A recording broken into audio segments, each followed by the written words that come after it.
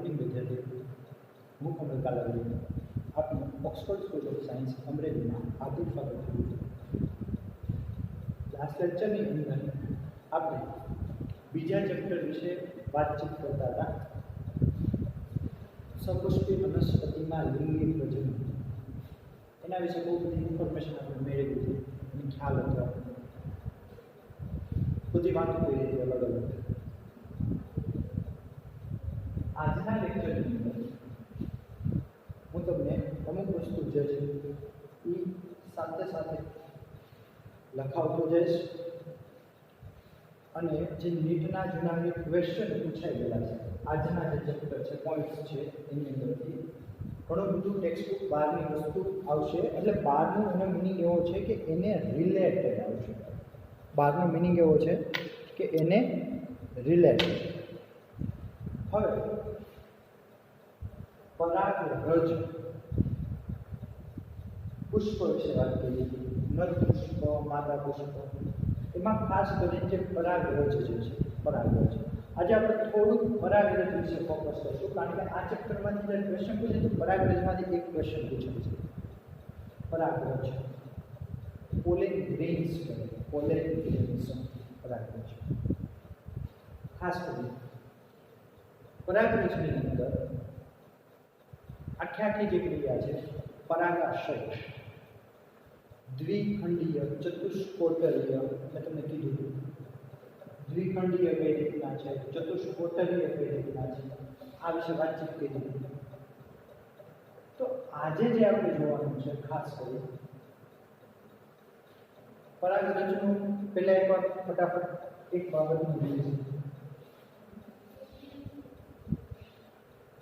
પરાગરજ છે તો પરાગરજનું બાહ્યાવરણ છે.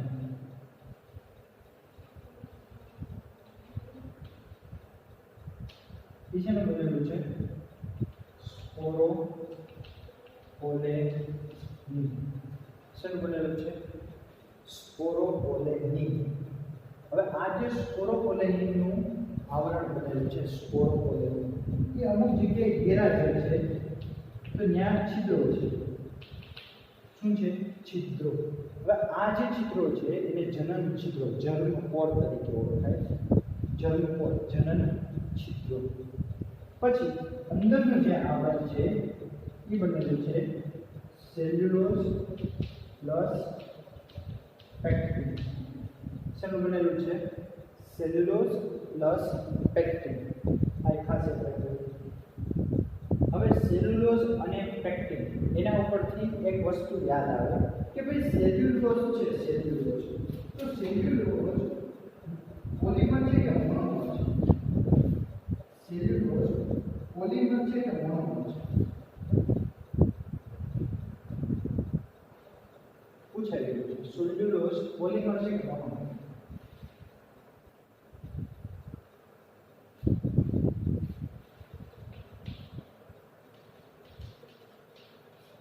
તમે 11મા ધોરણમાં બાયોમોલિક્યુલ્સ ચેપ્ટર ભણ્યા છે, જૈવિક અણુઓ. તો સેલ્યુલોઝ છે એ છે પોલિમર. તો પોલિમર હોય તો એનો મોનોમર હોય કોઈ, તો એનો મોનોમર છે ગ્લુકોઝ. ગ્લુકોઝ n અમાઉન્ટમાં કનેક્ટ થઈ અને સેલ્યુલોઝ ફોર્મ કરે છે. આ ખ્યાલ છે, યાદ રાખજો. હવે ગ્લુકોઝ છે તો ગ્લુકોઝ ઉપરથી બીજી વસ્તુ છે ખાસ કરીને ગ્લુકોઝ છે એનું એક સંયોજન C6H12O6 ફ્રુક્ટોઝ છે. હવે તમને કન્ફ્યુઝન ઘણી વસ્તુ થઈ છે, જેના વર્ડ ટુ વર્ડ વસ્તુ વાંચેલી છે ને એને હજી થોડું ખ્યાલ હશે. બાકી જેમ ઉપર છેલ્લું વાંચ્યું છે ને એને ભૂલાઈ ગયું છે. સમજાવવું તો હશે જ. 11મું ધોરણ ભણ્યા હતા ત્યારે તમને કંઈક ઇન્સ્યુલિન તમે ભણેલા છો. ઇન્સ્યુલિન 16મા ચેપ્ટરમાં ભણેલા છો. 11મા ડાયજેસ્ટિવ સિસ્ટમ અને ડાયજેસ્ટિવ સિસ્ટમમાં સ્વાદુપિંડ ભણ્યા. ત્યારે સરે કીધું છે પ્લસ 22મું ચેપ્ટર ભણ્યા છો, ગ્રંથિવાળું ચેપ્ટર. તો ગ્રંથિવાળા ચેપ્ટરમાં તમને કીધું છે કે સ્વાદુપિંડ છે બહિસ્રાવી ગ્રંથિ તરીકે છે, કમ્પોઝિટ ગ્લેન્ડ, સંયુક્ત ગ્રંથિ તરીકે. ઇન્સ્યુલિન ને glucagon, alpha cell, beta cell, આ બધું તમે ભણેલું.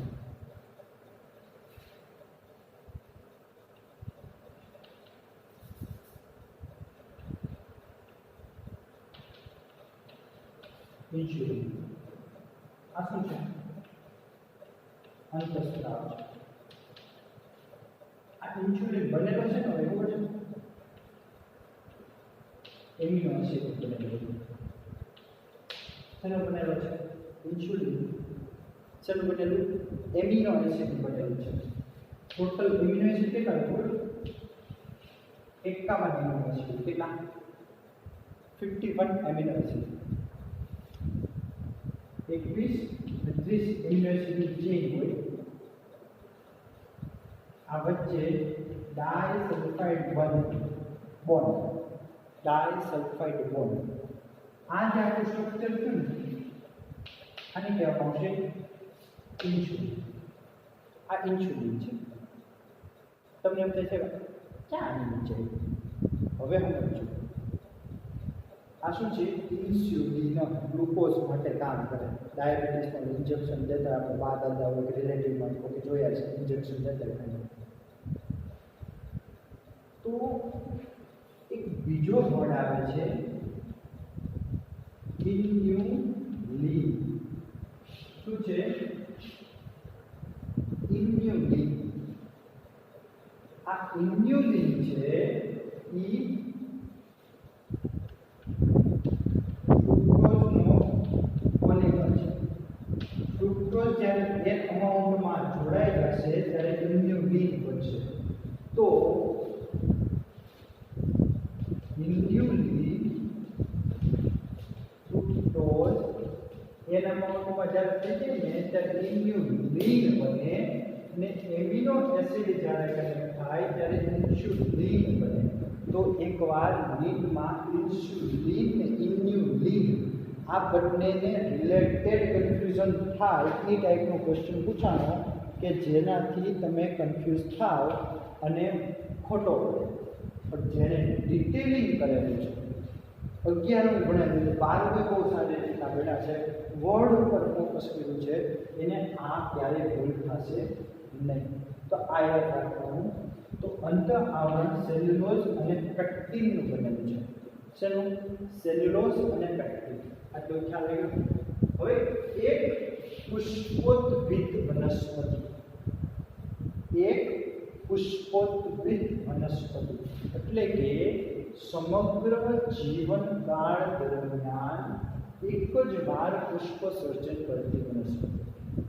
આખું જીવનકાળ હોય ને એમાં ફક્ત એક જ વાર પુષ્પ સર્જન કરે. હવે એક જ વાર પુષ્પ સર્જન કરે તો એક જ વાર ફળ સર્જન થવાનું છે, કારણ કે ફૂલ ઉડે તો ફળ આવવાના છે. તો એક જ વાર પુષ્પોદ્ભવ અને ફળ નિર્માણ કરે જીવનકાળમાં એવી વનસ્પતિની એક પુષ્પોદ્ભિદ વનસ્પતિ ઓળખે. કેવી? એક પુષ્પોદ્ભિદ વનસ્પતિ. તો આનું ઉદાહરણ ટેક્સ્ટબુકમાં આપ્યું છે વાંસ. વાંસ, બાંબુ ટ્રી, વાંસ. આ જે વાંસ છે, વાંસ, આ વાંસમાં કઈ વસ્તુ છે કે સમગ્ર જીવનકાળ દરમિયાન એક જ વાર થાય છે પુષ્પોત્સર્જન. ફક્ત એક જ વાર, વન એન્ડ સિંગલ. 50 થી 100 વર્ષ સુધી વાંસ જીવે તો જીવનકાળમાં એક વખત પુષ્પોદ્ભવ થાય. ઘણા બધા ફળ આવી જાય તો મૃત્યુ પામે. હવે બહુ પુષ્પોદ્ભિદ વનસ્પતિ. બહુ પુષ્પોદ્ભિદ વનસ્પતિ. હવે બહુ પુષ્પોદ્ભિદ વનસ્પતિ એટલે શું? આવી વનસ્પતિ સમગ્ર જીવનકાળ દરમિયાન બહુ બધી વાર શું કરે છે? બહુ જ બધી વાર શું કરશે? પુષ્પ સર્જન અને ફળ સર્જન. તો આવી વનસ્પતિ છે ઘણી વાર કરે છે. તો આ ખાસ યાદ રાખો. હવે આ એક પુષ્પોદ્ભિદ વનસ્પતિ છે, જીવનકાળમાં એક જ વાર કરે છે. હવે આ બહુ પુષ્પોદ્ભિદ વનસ્પતિ છે તો એમાં એક વસ્તુ ખાસ યાદ રાખવાનું, જીવે છે ઘણી વાર, ઘણા વર્ષો, પણ સર્જન એક જ વાર થાય છે. તો એનું એક્ઝામ્પલ છે એગેવ અમેરિકાના. શું છે? એગેવ અમેરિકાના. આ એક વર્ડ યાદ રાખજો, એગેવ અમેરિકાના. આ એગેવ અમેરિકા નામની એક વનસ્પતિ છે, એ અપવાદ રૂપે છે. જીવે છે ઘણા વર્ષો, પણ પોતાનો જે પુષ્પોત્સર્જન છે એ બહુ જ વધુ વાર અપવાદ રૂપે છે કે આની અંદર પુષ્પોત્સર્જન બહુ બધી વાર થતું રહે છે, પણ આની અંદર નહીં, કારણ કે આ કેવી વર્ષાયુ છે? બહુ વર્ષાયુ. આ એક સમજવા જેવી બાબત છે. એગેવ અમેરિકાના જે અપવાદ તરીકે બહુપુષ્પોદ્ભિત વનસ્પતિની અંદર સમાવિષ્ટ થાય છે. તો એક વાર આ વસ્તુ પૂછાઈ ગઈ છે. એગેવ અમેરિકાના વનસ્પતિ રેડી શેની અંદર સમાવિષ્ટ થાય છે? બહુપુષ્પોદ્ભિત વનસ્પતિ રેડી. પણ આનું પુષ્પોત્સર્જન કેટલી વાર થાય? એક જ વાર. હકીકતમાં ઘણી વાર થવું જોઈએ, પણ થાય છે કેટલી વાર? એક જ વાર. હકીકતમાં થવું કેટલી વાર જોઈએ? બહુ બધી વાર. હકીકતમાં થાય છે કેટલી વાર? એક જ વાર. તો એગેવ અમેરિકાના આ એક વર્ડ યાદ રાખજો. એગેવ અમેરિકાના. હવે બીજું લઘુબીજાણુધાની જે છે એના સ્તર વિશે વાતચીત કરો. સૌથી બહાર અધિસ્તર છે, પછી તંતુ સ્તર એટલે કે સ્ફોટી સ્તર, પછી મધ્ય સ્તર, પછી છે પોષક સ્તર. તો આ બધા સ્તરો વિશે ગયા લેક્ચરમાં આપણે ખાલી નામ જોયા. એ સ્તર વિશેથી જે નીટમાં ક્વેશ્ચન પૂછવાનો એ રીતના જ મેં તમને આખો ક્વેશ્ચન ડિટેલિંગ કરાવેલો છે. ખાસ કરીને જોજો કે આખી વનસ્પતિ છે એમાં લઘુબીજાણુધાની વિકાસ પામવા છે પુંકેસરની અંદર. લઘુબીજાણુધાની પુંકેસરની અંદર તો જે 4 સ્તરો છે અધિસ્તર, તંતુસ્તર, મધ્યસ્તર અને પોષક સ્તર. તો અધિસ્તર બહારનું અને રક્ષણાત્મક કાર્ય કરે છે. બધાને અધિસ્તર બહાર રક્ષણનું કાર્ય કરે છે. કોમન અધિસ્તર એપિડર્મલ લેયર કહેવાય. એપિડર્મલ લેયર. તંતુસ્તર. હવે તંતુસ્તર છે ઈ સ્તરની અંદર નિર્માણ શેનું થયું છે? આલ્ફા સેલ્યુલોઝના તંતુનું સ્થૂલન છે. તો આલ્ફા સેલ્યુલોઝના તંતુનું સ્થૂલન આ ઇમ્પોર્ટન્ટ વસ્તુ છે. આલ્ફા સેલ્યુલોઝના તંતુનું સ્થૂલન થઈ ગયું છે. આ આલ્ફા સેલ્યુલોઝના તંતુનું જે સ્થૂલન છે રેડી, અને આ જ વસ્તુ સ્ફોટન કરવામાં મદદ કરશે. શું કરશે? સ્ફોટન, ફૂટવામાં, તોડવામાં મદદ કરશે. શા માટે? કારણ કે આલ્ફા સેલ્યુલોઝ ભેજગ્રાહી સ્વભાવ ધરાવે છે. હવે ભેજગ્રાહી સ્વભાવ એટલે કે હું તમને એમ કહું એક લાકડું તમે પાણી ગળી રાખો તો પાણી ગળી રાખો લાકડું ખુલે કે ન ખુલે? આપણે ઘણી વાર એમ કહેતા હોઈએ કે એ વસ્તુ અંદર લઈ જાય વરસાદની પલ્લી જાય તો ઉપસી જાય, ફૂલી જાય. આવો શબ્દ આપણે વાપરતા હોય તો તમે નોટિસ કરજો કે આ ભેજગ્રાહી સ્વભાવના લીધે, આલ્ફા સેલ્યુલોઝના ભેજગ્રાહી સ્વભાવના લીધે એ શું કરે છે? શોષણ કરી દે છે. શોષણ કરી લીધું. હવે શોષણ કર્યું તો પોતે ફૂલે કે ન ફૂલે? પોતે ફૂલ્યું તો સ્ફોટન થયું કે ન થયું? એટલા માટે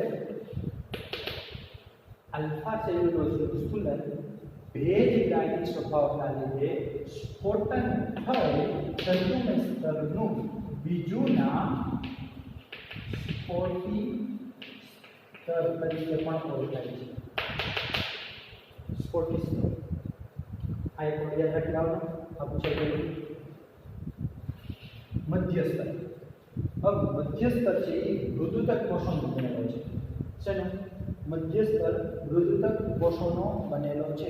હવે આ જે મધ્યસ્તર છે ખોરાક સંગ્રહ તરીકે થાય છે. હવે એકવાર મધ્યસ્તરની સામે ખોરાક સંગ્રહ આવ્યો હોય તો બધી પબ્લિકને, બધા સ્ટુડન્ટને એવું થાય કે ભાઈ પોષક સ્તર છે એ જ ખોરાકનો સંગ્રહ કરે ને. મધ્યસ્તર થોડું ખોરાકનો સંગ્રહ કરે, પોષક સ્તર જ ખોરાકનો સંગ્રહ. પોષણ કોણ આપે? જેને ખોરાક હોય પોષણ આપવાનું છે. પણ રિયાલિટી કંઈક અલગ છે કે જે બધાને કન્ફ્યુઝન કરાવે છે કે મધ્ય સ્તર છે એ ખોરાકનો સંગ્રહ કરે જ છે. 110% વાત સાચી છે કે કરે જ છે. પણ તમે એક વસ્તુ નોટિસ કરજો કે મધ્ય સ્તર જે છે એ પોષક સ્તરને પોષણ પૂરું પાડે. અથવા તો એમ કહેવાય કે પોષક સ્તર છે એ પોતે પોષણ ક્યાંથી લે છે તો એ પોતે લે છે મધ્ય સ્તર પાસેથી પોષણ. હવે તમે જેની પાસેથી પોષણ લીધા તો પોતે ખૂટે કે ન ખૂટે? તો પોષક સ્તર મધ્ય સ્તર પાસેથી લાઈ ખાવું છે કીધા રાખે. રેડી? તો મધ્ય સ્તર પાસે એનર્જી ડાઉન થાય કે તો મધ્ય સ્તર પાસે એનર્જી ડાઉન થાય તો એનું આયુષ્ય વધે કે ઘટે? તો ઓબ્વિયસલી આયુષ્ય ઘટે. તો મધ્ય સ્તરનું આયુષ્ય ઓછું છે. સમજાણ? મૃદુતક કોષોનો બનેલો. તમે અત્યારના ધોરણમાં પેશી વિશે ભણ્યા છો ને ત્યારે મૃદુતક પેશી ભણ્યા તો મૃદુતક પેશી જે છે એ પણ શું કરે છે? સંગ્રહ કરાવવાનું કામ કરે છે. શું કામ કરે છે? સંગ્રહ કરાવે છે. પોષક દ્રવ્યોનો સંગ્રહ કરાવે છે. આ એક ખાસ યાદ રાખી સંગ્રહ. હવે બીજું કે મધ્ય સ્તર મૃદુતક કોષો ખોરાકનો સંગ્રહ કરે, ઓછું આયુષ્ય ધરાવે. પોષક સ્તર મધ્ય સ્તરમાંથી પોષણ મેળવે. પોષક સ્તર મધ્ય સ્તરમાંથી પોષણ મેળવે અને આ મેળવેલું પોષણ લઘુ બીજાણુ માતૃકોષને પોષણ શું કરશે? લઘુ બીજાણુ માતૃકોષને પોષણ આપશે. લઘુ બીજાણુ માતૃકોષને પોષણ આપ્યું. રેડી? લઘુ બીજાણુ માતૃકોષમાંથી શું બનવાની છે? પરાગરજ. શું બનવાની છે? પરાગરજ. રેડી? હવે આ 4 સ્તર વિશે ભણીએ. 4 સ્તર: અધિસ્તર, તંતુસ્તર, મધ્યસ્તર. તો અધિસ્તર, તંતુસ્તર અને મધ્યસ્તર એ ત્રણેય સ્તરો સ્ફોટનમાં મદદ કરે છે. આ વડે યાદ રાખો. રાઈટ? ખોરાકનો સંગ્રહ કરે મધ્ય, પોષણ મેળવે મધ્યમાંથી પોષક સ્તર. પોષક સ્તરમાંથી કોણ પોષણ મેળવે છે? લઘુ બીજાણુ માતૃકોષ. આ એક ખાસ યાદ રાખવું. યાદ રાખવું ખાસ. હવે પરાગરજ. પરાગરજનું ઉપયોગ જે છે પરાગરજ. તો પરાગરજની પહેલા તો એક નામ લખી દો તો સાયન્ટિફિક નેમ આંકડો.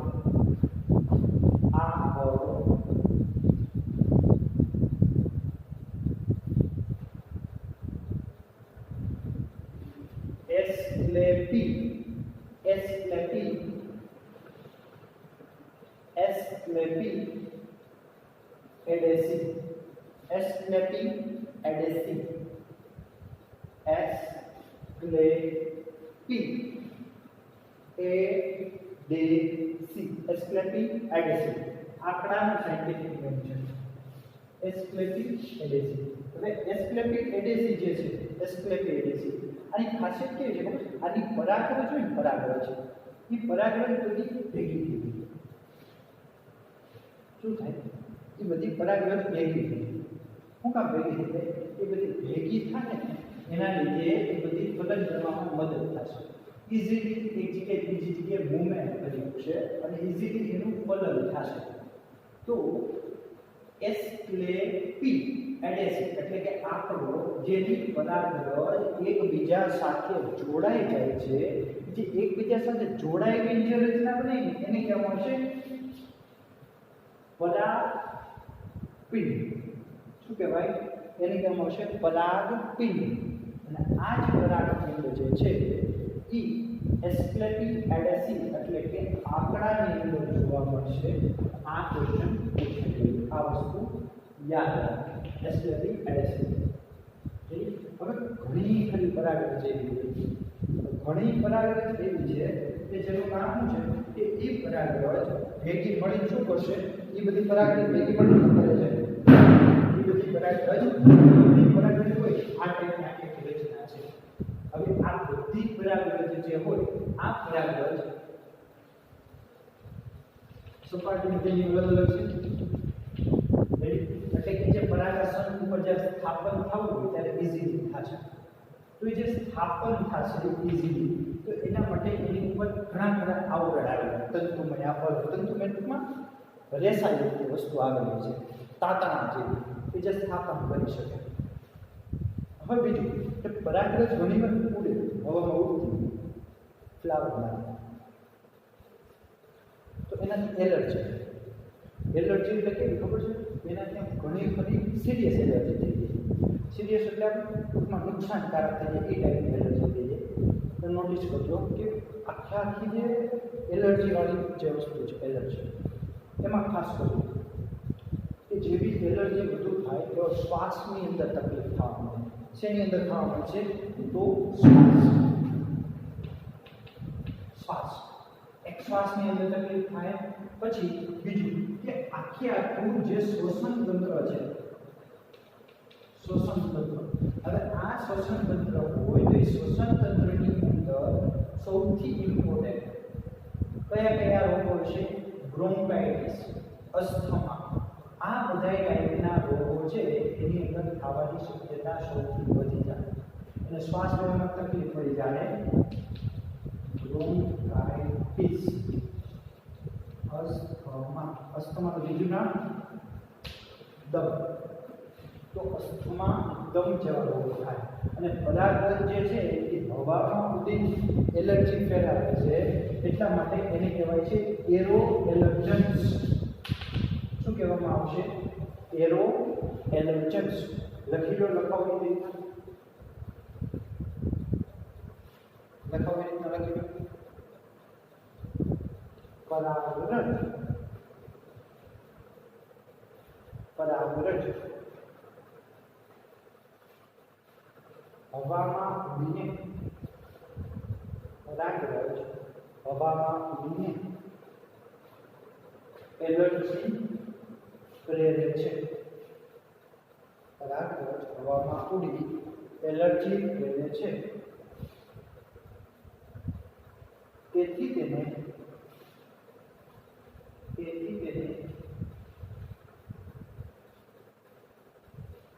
એરો એલર્જન્સ તરીકે ઓળખાય છે. તેથી તેને એરો એલર્જન્સ, શું કહેવાય? એરો એલર્જન્સ તરીકે ઓળખાશે. કેવું? એરો એલર્જન્સ. એક્ઝામ્પલ લખો. પાર્થેનિયમ ઘાસ, પાર્થેનિયમ ઘાસ, પાર્થેનિયમ ઘાસનું બીજું નામ લખો, ગાજર ઘાસ.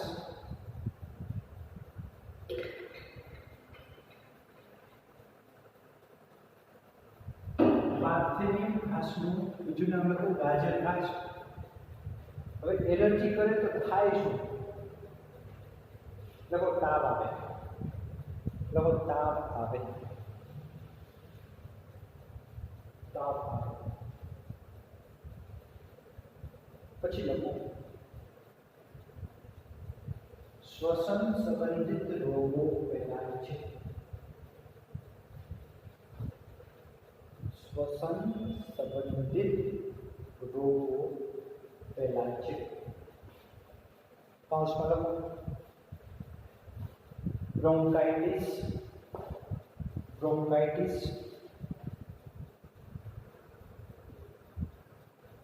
અસ્થમા, અસ્થમા, દમ. બ્રોન્કાઇટિસ, અસ્થમા અને દમ.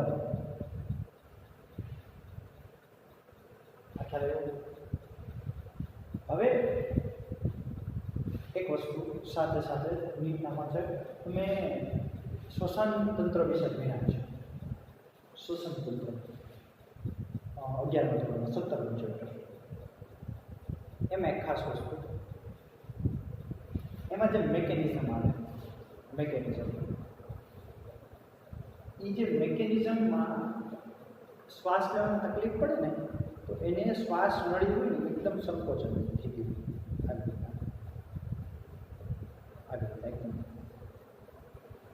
એ જે વસ્તુ થઈ એનો ડાયામીટર ઘટી ગયો. ડાયામીટર, તો એ જે ડાયામીટર એનો ઘટી ગયો છે એ પાછો થોડોક રેગ્યુલર પહોળો છે, વધારો છે. તો એને વધારવા માટેની જે દવા આવે ને એને બ્રોન્કોડાયલેટર કહેવાય. શું કહેવામાં આવશે? બ્રોન્કોડાયલેટર. આ એક વર્ડ યાદ રાખજો બધાય. બ્રોન્કોડાયલેટર શું છે? બ્રોન્કોડાયલેટર. આ બ્રોન્કોડાયલેટરનું કામ શું છે કે જે શ્વાસ નળી સંકોચાઈ ગઈ છે અને થોડી પોળી કરશે. પોળી કરે એટલે અંદરનો પરિઘ વિસ્તાર વધે, ડાયામીટર વધે એટલે શ્વાસ ઇઝીલી થાય. અને આ બ્રોન્કોડાયલેટર દવા જે છે બ્રોન્કોડાયલેટર છે એમાં એડ કરવામાં આવે. કોઈ અસ્થમાનો પંપ હોય મોઢામાં છાંટે, પછી શ્વાસમાં અસ્થમાનો એટેક આવે ત્યારે જે છાંટી બ્રોન્કોડાયલેટર. એ શ્વસન સંબંધિત રોગ કે જેમાં આ એલર્જીનું થતું છે ને એને આ બ્રોન્કોડાયલેટર દેવામાં આવશે. ઇઝીલી રિકવર થઈ ગયું. હવે ગાજર ઘાસ છે આયુર્વેદિક નામ. ફોરેનથી ઘઉં એક્સપોર્ટ થતા. ફોરેન એટલે બહારના દેશો ઘઉં આપણને મોકલતા. તો બહારના દેશો ઘઉં આપણને મોકલતા તો આની પરાગણ કે આના બિયારણ ઘઉં સાથે ગાજર ઘાસ આવ્યું. ગુજકેટમાં યાદ રાખો. હવે બીજું પરાગરજ. તો પરાગરજને ખોરાક તરીકે ઉપયોગ લેવામાં આવે. કારણ કે બધાને ખબર છે પરાગરજ હોય. પરાગરજ એની અંદર બે નરજન્યુ હોય. પરાગરજમાં બે નરજન્યુ હોય. આ પરાગરજમાં જે બે નરજન્યુ છે, આ પરાગરજના બે નરજન્યુ જે છે આ બે નરજન્યુને પોષણ આપવા માટે પરાગરજની અંદર પોતાની અંદર પોષણ હોય તો ઓબ્વિયસલી હોવાનું છે. તો પરાગરજનું ખોરાક તરીકે ઉપયોગ કરવામાં આવે. પશ્ચિમી દેશો છે ને, પશ્ચિમી દેશો એ પરાગરજનો ખોરાક તરીકે ઉપયોગ કરે. પશ્ચિમના દેશો ખાવાનું ક્યાંય બાકી ન થાય, બધું ખાઈ લે. ચીનવાળા જાય રોયા છે ગમે ખાતા હોય, ગમે જેમ મનમાં આવે ખાય.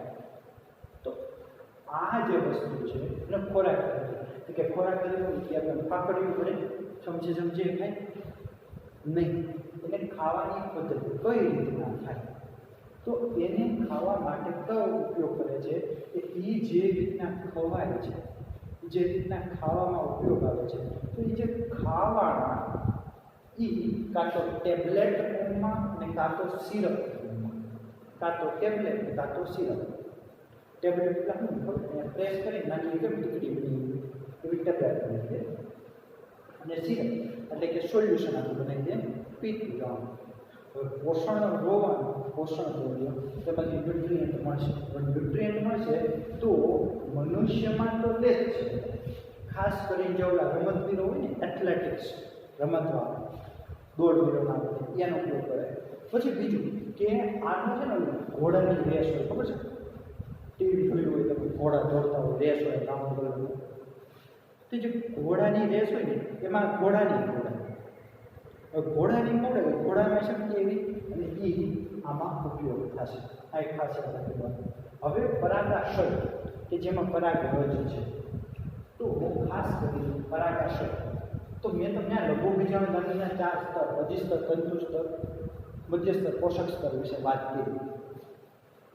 હવે આ લઘુબીજાણુની વાત એ હવે પરીક્ષામાં પૂછે પુખ્ત પરાગાશય.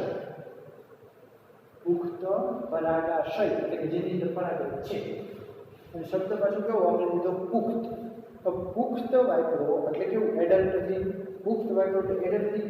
તો એની અંદર ફક્ત 2 જ સ્તર આવેલા છે. લખો પુખ્ત પરાગાશયના સ્તરો. પુખ્ત પરાગાશયના સ્તરો. પુખ્ત પરાગાશયના સ્તરો તો એની અંદર લખી નાખો. એક સ્તરનું નામ લખો અધિસ્તર.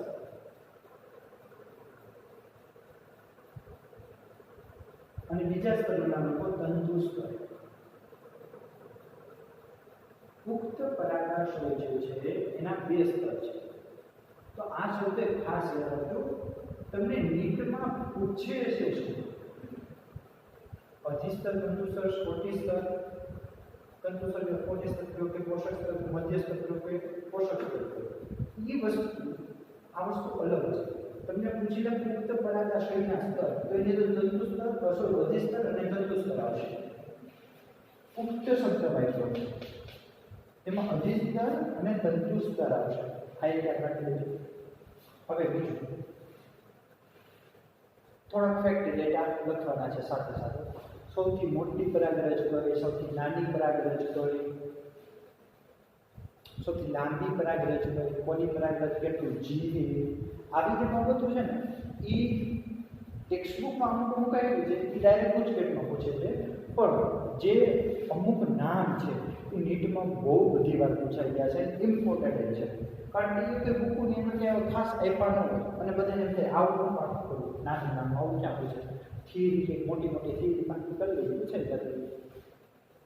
પણ વસ્તુ યાદ રાખવાની કે ભાઈ સૌથી મોટી પરાગરજ મિરાબિલિસ ની વનસ્પતિ છે. મિરાબિલિસ નામની વનસ્પતિ લખો. સૌથી મોટી પરાગરજ મિરાબિલિસ, મિરાબિલિસ નામની વનસ્પતિની છે.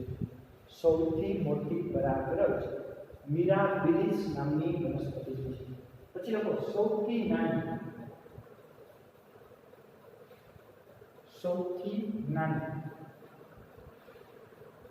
માયોસોટિસ, માયોસોટિસ, માયોસોટિસ. સૌથી નાની પરાગરજ માયોસોટિસ.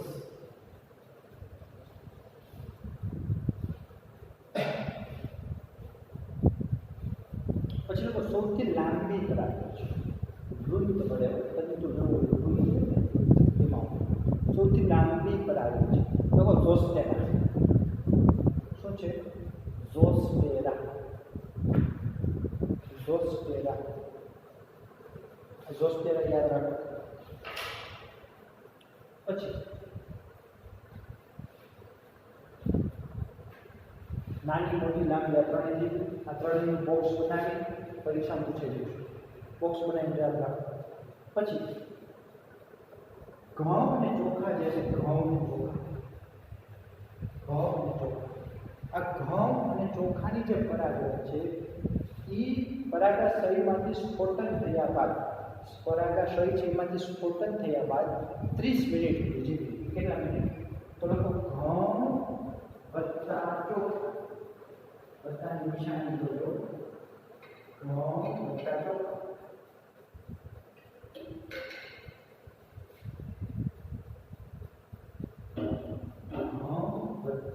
ચોખા, ઘઉં વત્તા ચોખા 30 મિનિટ સુધી જીવે. કેટલા? 30 મિનિટ સુધી જીવે.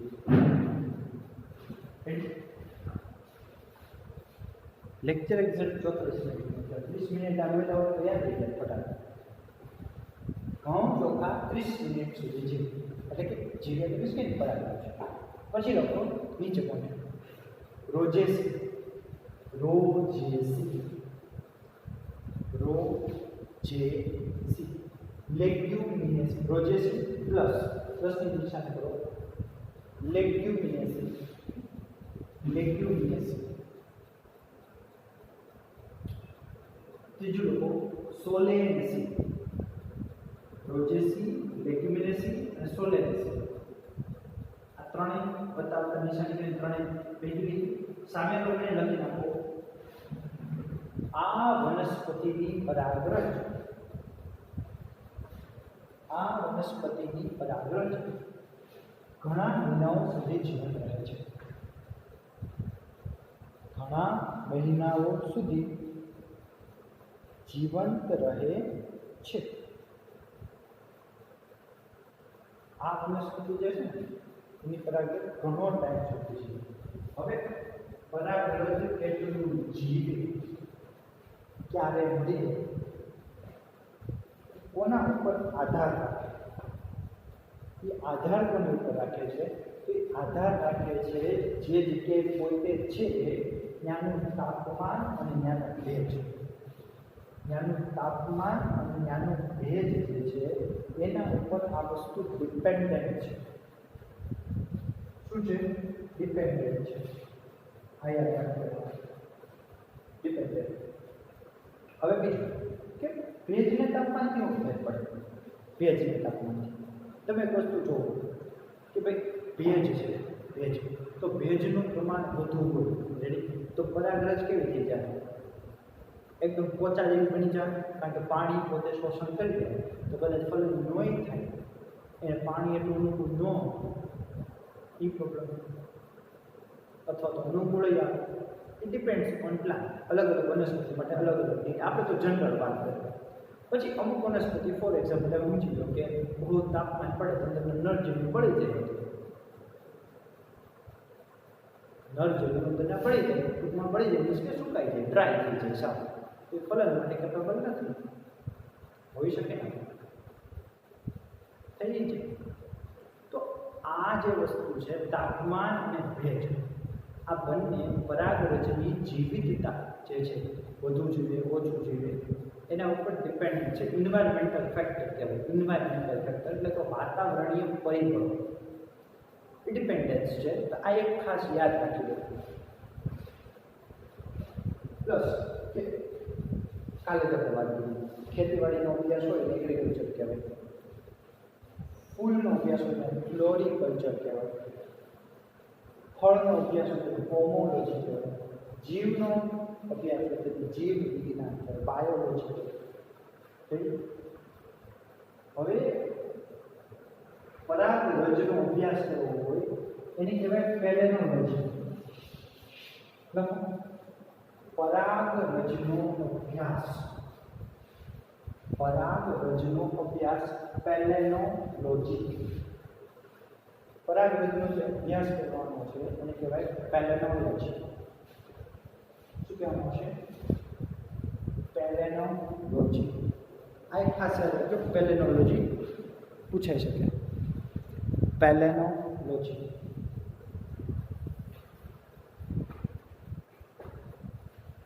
પેલેનોલોજી. હવે મેં તમને જનન ચિત્રો વિશે માહિતી આપી. લખો, રેડી કરો. જનન ચિત્રો.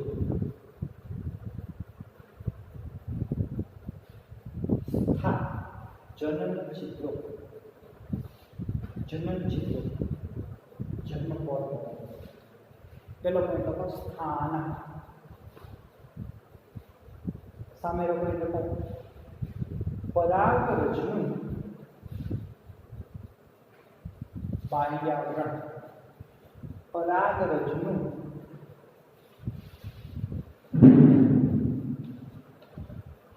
બાહ્યાવરણ.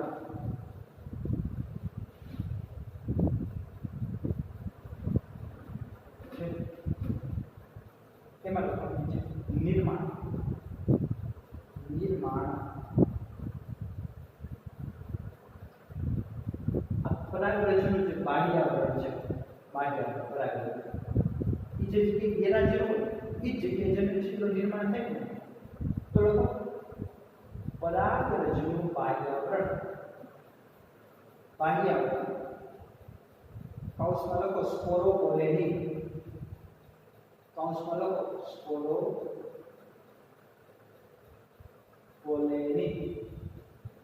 કૌંસ પૂરો. જે જગ્યાએ ગેરહાજર થશે, જે જગ્યાએ ગેરહાજર હશે તેને, જે જગ્યાએ ગેરહાજર હશે તેને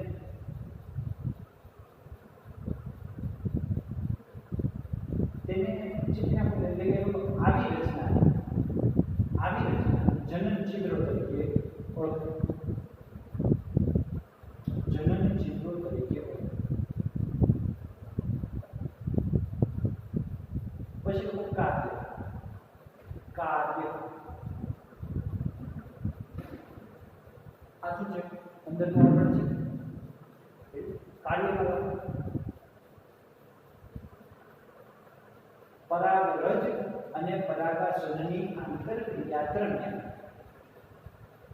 પરાગરક્ષણ અને પરાગરજની આંતરક્રિયા દરમિયાન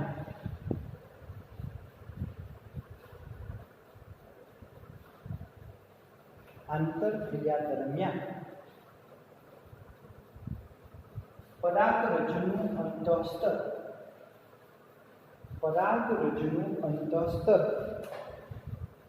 કૌશલ સેલ્યુલોઝ પેક્ટિન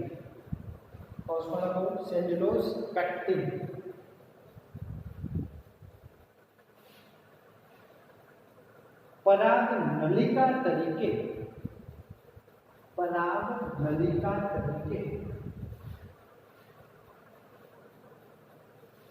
જનન છિદ્રોમાંથી બહાર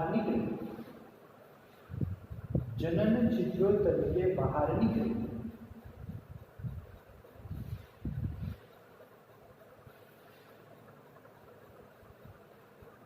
પરાગ વાહિનીમાં આગળ વધે છે.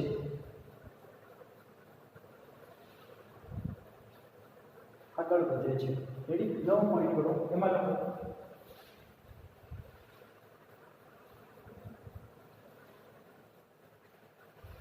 અંતઃ આવરણનું પરાગ નલિકા તરીકેનો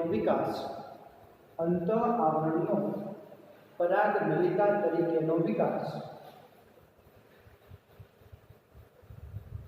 જનન છિદ્રથી બહાર આવે છે અને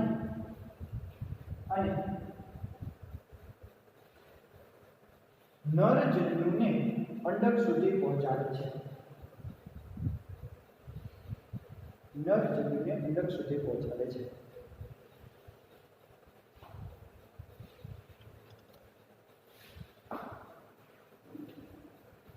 આવી રીતે અંદર એન્ટર થયું. હજુ નીચે લખો પ્રકાર. જનન છિદ્રોના પ્રકાર.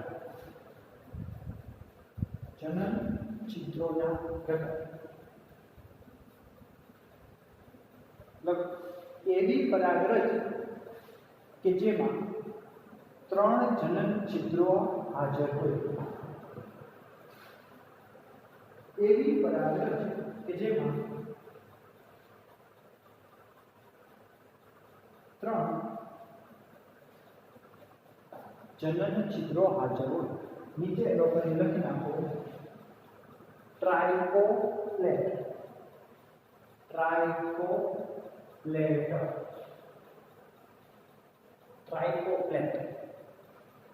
શું છે? ટ્રાઇકોપ્લેટ.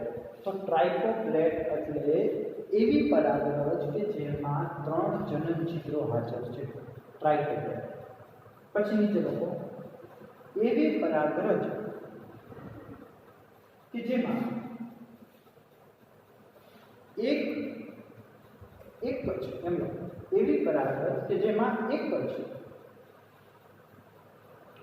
જનન છિદ્ર હાજર છે.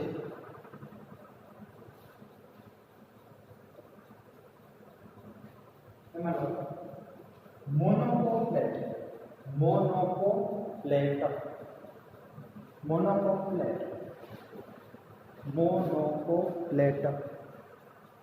શું છે? મોનોકોપ્લેટ. આ યાદ રાખી રાખો. મોનોકોપ્લેટ. ધેન આવી ક્વેશ્ચન ટ્રાઇકોપ્લેટ અને મોનોકોપ્લેટ બે વર્ડ યાદ રાખજો. અલગ છે. કીટકો દ્વારા જેમાં પરાગરજ વહન થતી છે. કીટકો દ્વારા કીટ પરાગિત વનસ્પતિ એવું કહેવાય. તો એ પરાગરજની સપાટી હંમેશા છે ને તેલની સપાટી છે. તેલ મીન્સ કે ઓઇલી સબસ્ટન્સ વાળી. કેવી? ઓઇલી સબસ્ટન્સ વાળી. તો આવી જે પરાગરજ હોય કે જેનું પરાગનયન કીટકો દ્વારા થતું હોય, તો એવી વનસ્પતિની પરાગરજ કેવી છે? એકદમ ઓઇલી, તેલી છે. કેવી? તેલી પરાગરજ છે. તો આ જે તેલી પરાગરજ છે અને એ ફૂલનો કલર મોસ્ટલી એટ્રેક્ટિવ પીળા કલરનો છે. કેવું? પીળા કલરનો. તો આ જે તેલી અને પીળા કલરનું પરાગરજ હોય કે જેનું કીટકો દ્વારા પરાગમન થતું હોય, તો એ જે વનસ્પતિનું જે આખી રચના છે ને એને કહેવામાં આવશે પોલેન કીટ. શું કહેવામાં આવશે? પોલેન કીટ કહેવામાં આવે. શું કહેવામાં આવે? પોલેન કીટ. પોલેન કીટ એટલે બીજું કાંઈ નથી, કીટકો દ્વારા જેનું પરાગમન થાય છે એની પરાગરજ તેલી સપાટીવાળી છે, પીળા રંગનું એટ્રેક્ટિવ છે. અને આ જે પરાગરજ જે જગ્યાએ છે ને એને પોલેન કીટ કહેવાય. શું કહેવાય? પોલેન કીટ કહેવાય. અને આ જે તેલી પદાર્થ છે ને એ લિપિડનો અને કેરોટીનોઇડ્સનો બનેલો છે. લિપિડ અને કેરોટીનોઇડ્સનો બનેલો. તો આ જે લિપિડ અને કેરોટીનોઇડ્સની રચના જે છે એ કીટ પરાગિત વનસ્પતિમાં જોવા મળે. તો એનું ઉદાહરણ છે કેપ્સેલા. શું છે? કેપ્સેલા. તો આ જે કેપ્સેલા જે છે, કેપ્સેલા એની પરાગરજ તે કે જે લિપિડ અને કેરોટીનોઇડ્સની બનેલી છે ને, લિપિડ અને કેરોટીનોઇડ્સ. તો આ એક યાદ રાખવું, લિપિડ અને કેરોટીનોઇડ્સ. રેડી? તો આજે આપણે બહુ બધી નાની નાની ઇન્ફોર્મેશન વિશે વાત કરી, એક્ઝામમાં પૂછાયેલા ક્વેશ્ચન વિશે વાત કરી, કઈ રીતના લખેલું, સાથે સાથે લખાવતા ગયા પ્રકાર, એક્ઝામ્પલ જોયા. શાંતિથી આવી રીતના આ બધું પોઈન્ટ નોટ ડાઉન કરતા જજો, વાંચજો. ડાઉટ હોય ત્યાં પૂછું પણ નોટ બનાવીને શાંતિથી વાંચો. Ready? Okay, all the best. Thank you.